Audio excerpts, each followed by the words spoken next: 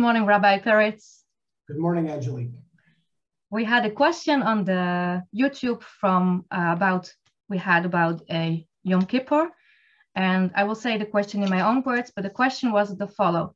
The importance of Sukkot makes me wonder why the counting of the HaOmer is of limits to Noahides. That was the question. Okay, so first thing,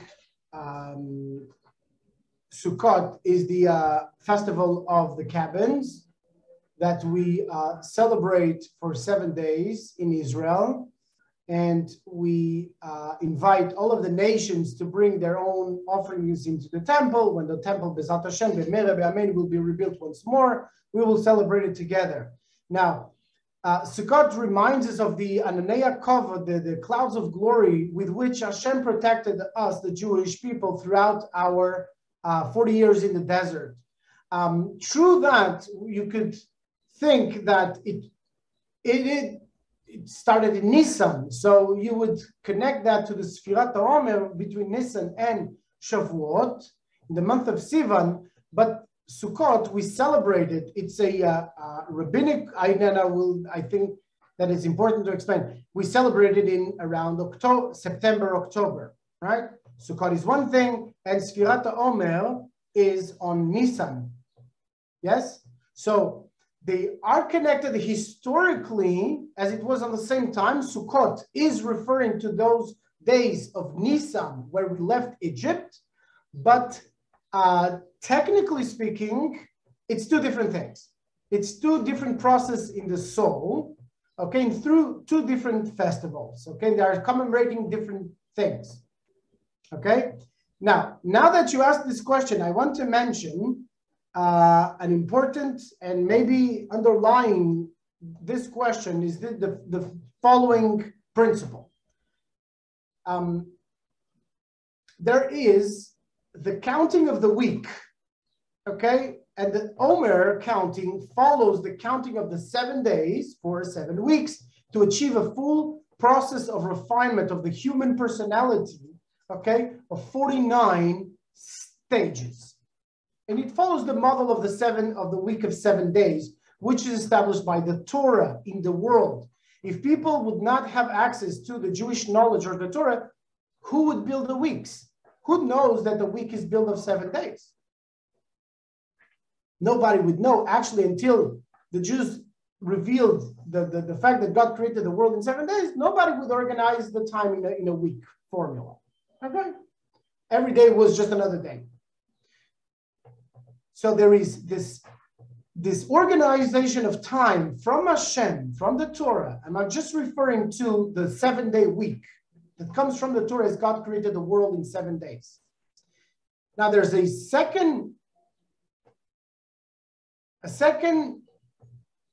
way of organizing time, which is the monthly organization of the time of the 30 days. That is defined by the Beis Din Lemata, by the Jewish court that decides when it's the new moon. When it's the new moon, it's the beginning of the month. And that needs to be recognized and acknowledged by the rabbinical court, by the Jewish people down here, in order for us to be able to count that time. So there are two aspects of time here that need to be synchronized. Because that underlying in that question, seemingly, it doesn't make, immediately sense. Why connect Sukkot and Sefirat HaOmer? Only if you go deeper, you can actually see the possible relationship between the two. And that's the time that Hashem generates from on high, and the time that is acknowledged within the human consciousness. You understand that a person can spend 1 hour looking at the street or 1 hour studying Torah. Time passes in a completely different manner. So there is this time that Hashem sets from on high, and there is your own consciousness of the divinity that is enclosed within that time. It is a pertinent question, and I want to conclude with this. This is much more complicated than what I'm mentioning right here. We would not have the time to go onto it, but if people are interested, I'm ready to expound on this, and this will become pertinent as in the end of times, which we are already entering. Okay, we are 218 years from the 7th millennium, no, 207th millennium. Time itself will be suppressed from the human experience. Time will no longer be within the equation. So how do we do it right now, today, each one in a practical way? Take an hour of your day, half an hour, and study Torah in a proper way. You'll be inserting eternity. That's why Hashem, Bereshit bara Elokim hashamayim v'et haaretz b'shisha yamim bara et ha'olam. In 6 days, He created the world. If you learn the Torah, you're introducing that eternity within your element of time right now. So when the time comes, that time will be no more.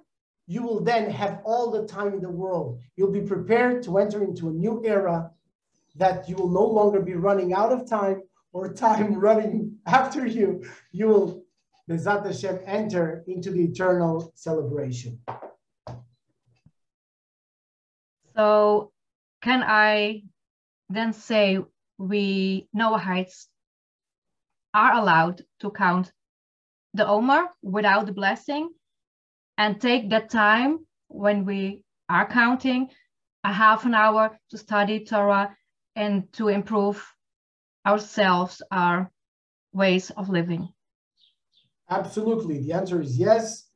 You can count the HaOmer, and you can definitely delve into the insights of that specific day in your soul. If it's chesed shebechesed, kindness within kindness, or discipline within kindness, or compassion within kindness, you should delve on them. You are created in the image of God, the same way that I'm created in the image of God. We both have 7 emotional components of the soul, and we have to refine them to become true servants of Hashem. Thank you for your answer. Next week, next question. Always a pleasure. See you then. Bye-bye.